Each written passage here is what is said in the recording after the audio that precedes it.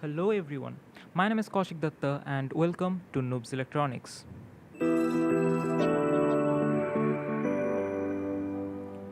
This is the very first video of the Arduino tutorial series and this is Introduction to Arduino.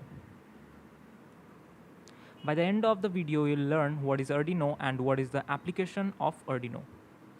Arduino is an open source prototyping platform which enables users to create interactive electronic gadgets. Arduino provides different types of boards and Arduino Uno is ideal for beginners to make electronic projects, and we are gonna use the Arduino Uno in this tutorial series. So, Arduino is basically used for prototyping. If you have a new idea, you can make the prototype using Arduino. This is Little 2C, which is a Kickstarter project, and this is made using Arduino. So if you have such electronic projects idea, then you can make that using Arduino.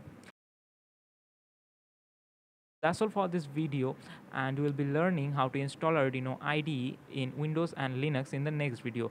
Till then, bye bye, and don't forget to subscribe, like and share. Thank you very much.